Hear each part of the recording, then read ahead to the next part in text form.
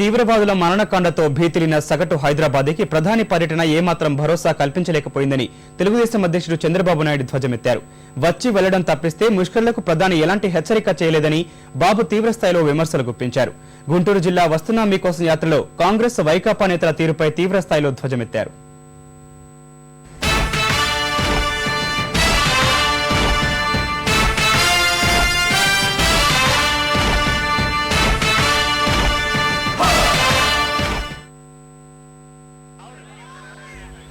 క్షేత్రస్థాయిలో ప్రజా సమస్యలు తెలుసుకునేందుకు తెలుగుదేశం అధినేత చంద్రబాబు చేస్తున్న వస్తున్నా మీకోసం పాదయాత్ర గుంటూరు జిల్లా రేపల్లె నియోజకవర్గంలో కొనసాగుతోంది.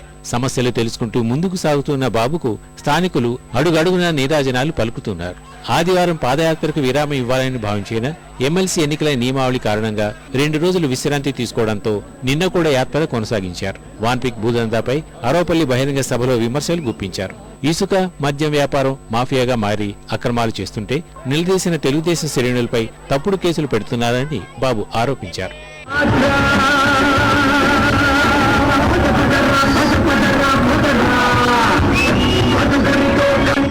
ఒకటే హెచ్చరిస్తున్న కాంగ్రెస్ పార్టీని, తెలుగుదేశం పార్టీ కార్యకర్తల జోలుకొస్తే ఖబర్దార్ జాగ్రత్తగా ఉండండి. నేను రాజశేఖర్ రౌడీయిజం చూశాను పులివెందుల్లో కూడా.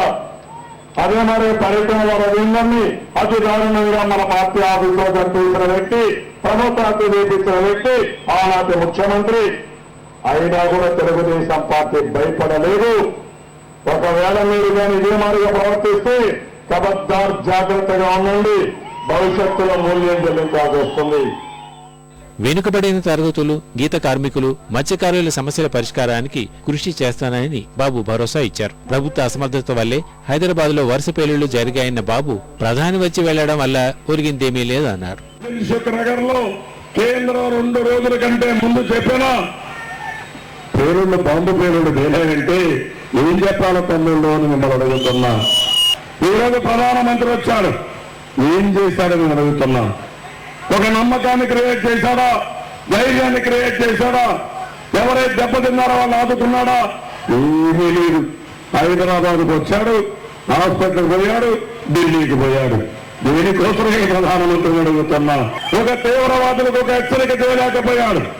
ప్రజల ప్రాణాలకు రక్షణిస్తామని, ప్రభుత్వం మీకు అండగా ఉంటుందని చెప్పలేకపోయిన వ్యక్తి ఈ ప్రధానమంత్రి మన్మోహన్ సింగ్ గారని కూడా నేను మీకు తెలియజేస్తున్నాను. ఇవాళ అరవపల్లి నుంచి ప్రారంభమయ్యే పాదయాత్ర ఉల్లిపాలెం, నల్లూరుపాలెం, సింగుపాలెం, విశ్వేశ్వరం, బొబ్బర్లంక మీదుగా కనగాలవారి పాలెం వరకు సాగనుంది.